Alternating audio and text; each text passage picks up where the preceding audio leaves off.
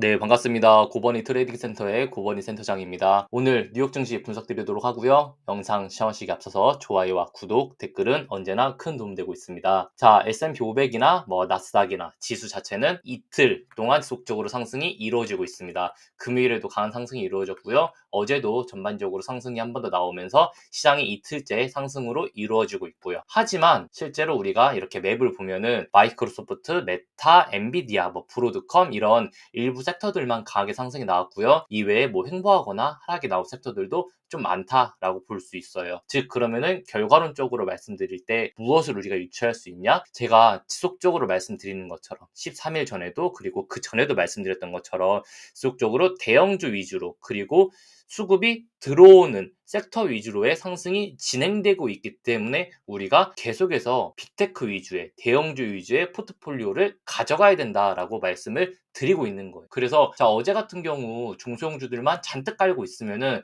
이게 뭐지? 왜 내가 가지고 있는 것들은 안 가고 지수만 상승이 나오지? 라는 생각들이 나온다라는 거예요. 근데 어제 엔비디아 가지고 있고 대형주 마이크로소프트 가지고 있고 이랬으면은 어제 지수 좀 올라오네. 오랜만에 증시 좀 상승 좀 하네. 라는 시장이 나왔을 거란 말이에요. 그렇기 때문에 속적으로 말씀드리지만 리스크 관리, 비중 축소, 대형주 위주의 포트폴리오 한 달 전부터 말씀드리고 있는 것처럼 계속해서 우리가 2월에도 이 시그널을 보면서 가져가야 된다라는 거예요. 이 사이클이 아직 끝나지 않았다라고 어제도 시장이 한 번 더 보여주고 있는 거고요. 즉 결국 나머지 2월에서 이 3월 사이에는 결국 지속적으로 이 어닝 시즌이 이루어지다 보니까 이렇게 실적들이 발표가 나올 때 결국 관련된 섹터들만 상승이 나온다라는 거예요. 자, 아리스타나 그리고 시스코 이런 것들이 실적 발표가 나올 때 결국 어떤 섹터들이 날아가나요? 반도체 관련 섹터들이 날아갈 거예요. 근데 반대로 저런 종목들의 실적이 나쁘게 된다면은 아니면은 실적이 좋았음에도 불구하고 직전 AMD처럼 시장의 기대치를 충족하지 못했을 때는 결국 어떻게 되냐면은 자, 반도체 중소형주들이 전반적으로 공통적으로 밀려요. 근데 그러면 반도체 중소형주들이 공통적으로 과하게 밀릴 때 엔비디아도 막 하루에 마이너스 6%, 마이너스 7%씩 빼냐? 이거 아니라는 거죠. 직전 영상에서도 말씀드렸죠. 엔비디아가 실제로 하락이 나올 때에는 하락이 얕고 반대로 반등이 나오고 상승이 나올 때는 어마어마하게 반등이 빨리 나온다. 즉 이렇게 어제도 그렇고 이틀 전에도 그렇고 실제로 엔비디아 이렇게 막 하루에 막 4%, 5%씩 수급이 들어올 수 있는 이유는 결국 시장도 똑같이 해석한다라는 거예요. 결국 마지막까지 실적이 나오는 대형주 그리고 이 반도체 섹터 위주로 수급이 들어올 것이다 라고 충분히 유추할 수 있다라는 거죠. 근데 우리가 그래서 반도체 중소형주 나비타스나 아니면은 코어이브나 이런 거 매매하지 이제 않는 이유는 무엇이냐? 이제 더 이상 이런 종목들이 조금 상승이 올라오더라도 결국 아리스타나 시스코나 이런 것들의 실적이 나쁘다면 공통적으로 같이 빠질 수밖에 없기 때문에 이런 거 매수하지 않는다. 그리고 반등이 나올 때에는 엔비디아 반등이 훨씬 더 빠르다. 엔비디아 실제로 내가 2월 2일에 물려있다고 2월 29일에 물려있다고 쳐도 어제 실제로 우리 평단 와버리잖아요. 근데 이것을 XXX 같은 경우로만 보더라도 실제로 내가 1월 30일에 지금 평단 아직 오지 못했다라는 거라는 거예요. 자, 이런 걸 보시면은 그리고 나비타스 이런 것도 보면 알겠지만 실제로 평단 안 왔구나라는 걸 볼 수 있죠. 이게 반등 나오고 상승이 나올 때 중소형주들의 반등이 더 강할 수는 있어요. 하지만 실제로 내가 직전 종고점 대비해서 내 평단이 언제 오냐 그리고 내가 언제 다시 한 번 더 수익으로 귀결될 수 있냐를 볼 때에는 중소형주들은 반등이 나와도 내 평단 오려면은 아직 멀었지만 대형주는 이미 내 평단에 도달하고 있다라는 그렇기 때문에 계속해서 말씀드리지만 대형주 위주의 포트폴리오를 가져가야 된다라고 말씀드리고 있는 거고요. 자, 멤버십 통해서는 어제도 AMD 추가 매수를 좀 진행드렸어요. AMD 같은 경우는 대형주는 아니거든요. 하지만 아까 말씀드렸던 것처럼 이런 실적 발표들이 나올 때 시스코나 아리스타 실적 발표들이 나올 때 실적이 좋다 하면은 이미 AMD 같은 경우도 단기적으로 과하게 밀렸기 때문에 이 갭을 메꾸는 상승은 강하게 나올 가능성이 존재하고요. 추가적으로 언제 2월 5일에 밀렸던 이 구간을 V자로 강하게 반등이 나오면서 종결됐기 때문에 자, AMD 같은 경우는 단기적으로 돌파해야 되는 구간들을 다 돌파한 상태거든요. 본인이 돌파하지 못했던 장기 이평선 그리고 추세선 하단까지 돌파가 나오는 흐름이 나왔기 때문에 지금 이 구름대 상단이자 21선과 51선을 가지고 있는 이 구간 대략적으로 현재가 대비해서도 대략 5에서 6% 이상 올라갈 수 있는 목표가 220불에서 230불을 볼 수 있다라는 거죠. 그래서 어제도 이틀 전에도 이 구간에서도 매수점이 나올 수 있었고 어제도 이 구간에서 매수점이 나올 수 있었다라는 그러면은 충분히 따라서 올라갈 수 있는 수익이 나올 수 있겠구나라는 거죠. 그러면은 AMD도 조금 더 뭐 중장기적으로 보면은 안 쉬고 막 끝까지 올라가는 것이 아니라 어느 정도 갭을 메꾸는 반등이 나오면은 결국 어느 정도 선에서는 비중 축소하고 차익 실현하면서 빠지는 거에 대해서 대비하면은 되겠죠. 왜냐? 자, AMD를 포함해서 결국 모든 섹터들 뭐 1시간분 기준에서 보시면은 어제도 말씀드렸지만 자, AMD 그리고 뭐 아이온큐, 뭐 뉴스케일 파워, XXL 등 모두 다 이틀 전에 금요일에 갭 상승 나올 때 실제로 이렇게 갭을 띄워놨다라는 거예요. 1시간분 기준에서. 그러면은 지금이야 안 쉬고 올라갈 때 와, 살 걸 하지만 결국 계속해서 말씀드리지만 결국 상승 나오고 밀어내는 하락이 다시 나온다라고 계속해서 말씀드리고 있어요. 그러면은 우리가 계속해서 방망이 길게 잡고 올라가면서 AMD 300불, XXL 100불 외치고 있는 것이 아니라 제한적으로 올라오고 나면은 다시 한 번 더 빠질 수 있는 것에 대해서 대비해야 되는구나라는 것이 충분히 보인다라는 것이죠. 그래서 AMD 이렇게 우리가 보시면 될 것 같아요. 네. 자, 추가적으로 실버 같은 경우가 지금 1시간 봉을 확대해서 보면은 지금 단기적으로 본인이 닿아야 되는 단기 고점 영역에 지금 닿아 있어요. 그리고 돌파하지 못하고 밀리고 있고요. 자, 실버가 여기서 다시 한 번 더 살짝 눌려준다면은 결국 어떻게 되겠죠? 증시가 공통적으로 같이 밀릴 거예요. 비트코인도 다시 한 번 더 밀릴 수 있고 뭐 여러 가지 종목들이 다시 한 번 더 밀릴 수 있고 그럼 이렇게 되면은 금요일하고 월요일에 상승했던 섹터들 동일하게 하루 정도는 다시 한 번 더 눌릴 수 있겠죠. 그러면은 이렇게 눌릴 때에도 우리가 막 안 가고 있는 섹터들 매수하고 있는 것이 아니라 잘 가는 섹터들, 반도체 섹터 위주로 그리고 대형주 위주의 섹터 그리고 최근에 과도하게 밀렸던 소프트웨어 관련된 대형주 섹터 마이크로소프트나 아마존이나 이런 쪽으로 포트폴리오를 가져가시면 좋다라는 거죠. 하나 둘 지지받고 반등 나오는 그림 지켜볼 수 있는 거니까 이런 식으로 우리가 증시를 충분히 해석할 수 있다라고 볼 수 있어요. 어제 오라클 같은 경우도 오랜만에 강하게 상승이 좀 나왔습니다. 오라클도 사실 보시면 아시겠지만 이렇게 갭상승 출발이 나왔어요. 그래서 결국 향후에는 이 갭을 메꾸러 내려올 거라는 건데 오라클은 지금 위에도 갭이 있고 아래도 갭이 있거든요. 그러면 이렇게 위에 갭을 가지고 있고 아래도 갭을 가지고 있다는 것은 자, 두 가지로 해석할 수 있는데 첫 번째는 이 갭을 메꾸러 올라올 것이다. 두 번째는 이 갭을 밑에 있는 갭을 메꿔도 G라인을 지지받고 이후로 다시 한번 더 올라오면서 위에 갭을 메꾸러 올 것이다. 라고 충분히 해석이 가능하다는 거죠. 그러면 아까 이런 식으로 움직인다라고 하면은 위에 있는 실버랑 동일하게 아까 실버 말씀드렸던 것처럼 실버가 눌리고 올라온다. 라는 것도 비슷하게 해석할 수 있겠죠. 그렇기 때문에 오라클 현재 대비해서 뭐 4시간 봉 기준으로 보더라도 지금 4시간 봉 기준에서 위에 대략 158불에서 160불 저항 구간을 다이렉트로 돌파하지 못해도 눌릴 때 140불에서 145불 이 구간에서 다시 한 번 더 G라인을 만들고 반등 나오면서 170불, 180불까지는 무난하게 오라클이 상승할 수 있다라고 볼 수 있어요. 그렇다면 결국 오라클이 상승이 나온다라는 것은 오픈 AI 관련돼 가지고서 더 이상 야 이거 거품이 아니네 단기적으로 수급이 들어왔네 라고 하면서 반도체 섹터가 같이 올라갈 가능성도 높다라는 거고요. 이렇게 충분히 해석할 수 있습니다. 최근에 우리가 좀 대형주들이 밀리고 그리고 오라클이 하락했던 가장 큰 이유는 자본 지출이 너무 많다라는 거예요. 지금 뉴욕 증시 자본 지출 너무 많아가지고 매도세야 막 메타도 실적이 좋았고 마이크로소프트도 실적이 좋았고 구글도 좋았고 아마존도 좋았지만 결국 예상보다 돈 너무 많이 쓰는 거 아니야? 라는 우려감에 하락했다라는 거예요. 하지만 이거 어제 기사인데 정말 좋은 기사예요. 오늘 기사죠. 뭐냐면 자, 구글이 올해 270조 원 AI 투자를 하기 위해서 22조 원 채권 발행을 하려고 나 채권 발행할래 했는데 실제로 145조 원이나 현금이 몰렸다라는 거예요. 그러면은 이것은 무엇을 우리가 뜻하냐면은 실제로 지금 자본 주출이 과해가지고서 우려스러워 진짜 이거 AI 버블 아니야? 라고 증시는 생각하고 있는데 막상 그런 기업들이 우리 그러면은 국채 발행할게 국채나 채권 발행할게 이거 사줄래? 하면은 시장은 또 그 채권은 나 사줄래? 하고 막 몇 조씩 몇십 조씩 몇백 조씩 돈이 몰린다라는 거예요. 웃기죠? 증시에서는 야 이거 거품이야 지금 얘네 투자 받는 거 다 거품이야 라고 해놓고 야 우리 투자 받고 싶어 투자 좀 해줘 할 때는 예상했던 투자 대비해서 막 5배 6배 7배씩 투자가 들어오고 있다라는 거예요. 그러면은 둘 중에 뭐가 거짓말하고 있는 걸까요? 당연히 앞에서 이게 거짓말하고 있는 거예요. 야 지금 AI 버블이야 라는 게 거짓말이라는 거예요. 말은 이렇게 해놓고 뒤에서는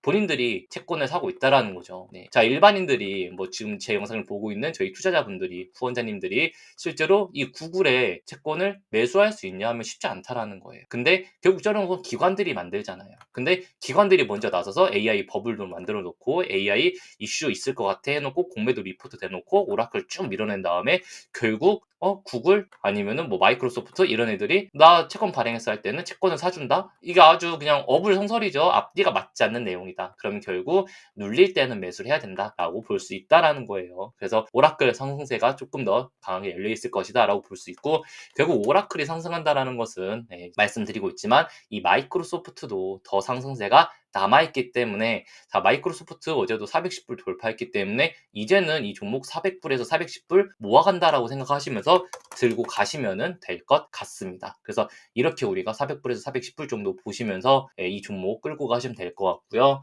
궁금하실 거예요. 그러면 XXX는 그리고 XXL은 어떻게 될 것 같습니까? 라고 궁금하실 텐데, 실제로 XXL 같은 경우도 오라클이 더 올라가면은 직전 분인의 전고점을 돌파할 수는 있겠죠. 그리고 나스닥이 어차피 더 올라가면은 돌파할 수도 있을 거고요. 하지만 이 종목에 대해서 아까도 영상 서두에 말씀드렸지만 리스크가 없이, 즉 엔비디아처럼 리스크 없이 막 올라갈 수 있느냐 하면은 이게 아니라는 거예요. 어제도 장 초반에 강하게 빠졌다가 반등이 나왔던 이유 뭐가 있죠? 이 마이크론이 지금 삼성전자한테 밀려가지고 비리비리하고 있다라는 거예요. 삼성전자한테 밀려가지고 실제로 수주 못 받을 수 있어라는 우려감이 나왔다라는 거예요. 그렇다라는 것은 실제로 그게 사실화되고 아까 영상 처음에 말씀드렸던 것처럼 아리스타나 시스코나 이런 쪽에 매출이 강하게 빠지면서 안 좋아. 그리고 중소형주들 반도체 섹터들이 다 좋은 게 아니래 라는 우려감을 시장이 가져버린다면은 엔비디아는 횡보하거나 상승이 나올 수 있어도 XXL의 상승세는 제한될 수밖에 없다라는 거예요. 그러면은 우리가 투자를 할 때 리스크를 가지고 투자를 왜 하냐라고 말씀드리고 싶은 거예요. 자, 직전 영상 기억하실 거예요. 차라리 XXL을 매수할 거면은 엔비디아 2배 레버리지를 매수해라. 왜냐면은 수익률 비슷하고 하락이 덜 나오고 수익률은 비슷한 엔비디아 2배 레버리지를 가져가는 게 훨씬 안정적이지 않냐라고 말씀드리고 있는 거고, XXL 같은 경우도 단기적으로는 70불에서 75불까지 올라갈 수는 있어요. 지금 볼린저 밴드 상단도 70불까지는 형성되어 있는 구간이고요. 그리고 직전 종고점도 70분에 형성되어 있는 구간이기도 하고요. 그리고 실제로 지금 피보나치를 이렇게 그려보았을 때 피보나치 되돌림 파동이 지금 0.381을 돌파했기 때문에 조금 더 XXL 역시도 상승이 남아있다라고는 볼 수 있지만, 이렇게 XXX처럼 보시면은 차트는 동일해요. 그렇다라는 것은 이게 상승이 계속해서 이루어지는 것이 아니라 아까 말씀드렸던 것처럼 이렇게 갭 상승이 진행된 종목은 결국 상승이 진행되고 나면 이 갭을 메꾸러 내려온다라는 거예요. 그러면은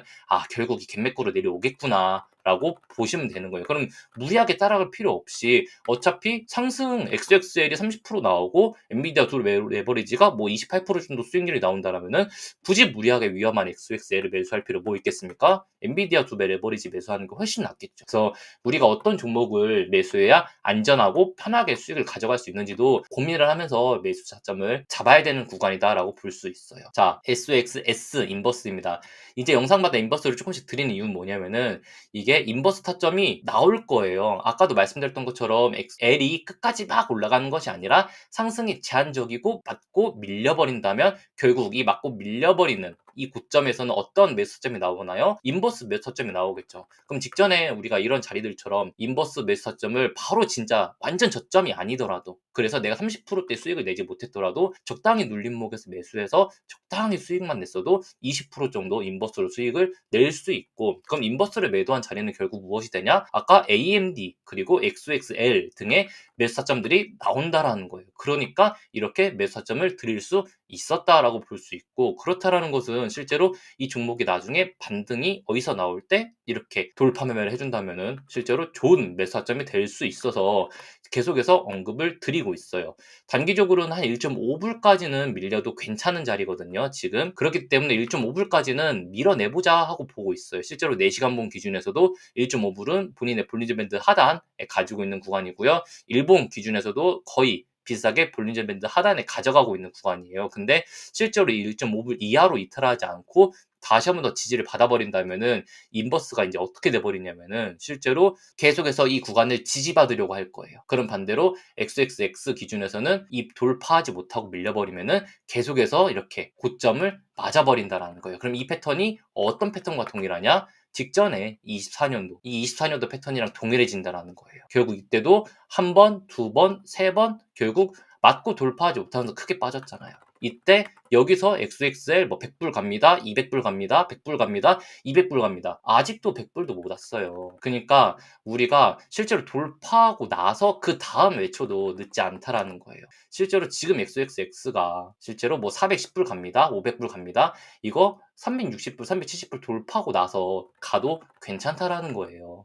이렇게 우리가 증시를 충분히 해석할 수 있다라는 거예요. 자, 비트코인 같은 경우도 지금 구간에서 단기적으로 눌려도 괜찮은 자리가 되어 있기는 해요. 1시간봉 기준에서 지금 이 단기 하락 추세 상단 돌파하지 못하고 있거든요. 그렇다는 것은 한번 뺄 거예요. 그러면은 64K에서 66K 정도 지지를 받을 거거든요. 아까 제가 실버 뭐라고 말씀드렸죠? 이런 식으로 움직일 거라고 했죠. 그러면은 이렇게 실버가 밀릴 때 비트코인도 동시에 같이 밀릴 가능성 존재한다라는 거예요. 그래도 64K에서 66K 정도를 지지받으면은 다시 한번 오를 거니까 이 점에 대해서는 코인 관련주들 너무 걱정하지 마시고 뭐 코인베이스 글로벌 같은 경우도 여기서 다시 한 번 더 눌려주더라도 뭐 6.2불에서 6.5불 사이를 지지받아주면은 결국 다시 한 번 더 올라갈 거니까 너무 우려하지 말자라고 말씀드리고 싶은 부분들도 있고 추가적으로 뭐 우리가 스트래티지도 보고 있지만 이 MSTU도 지금 구간에서 위로 바로 돌파하면서 6.5불, 7불 도달하지 못하더라도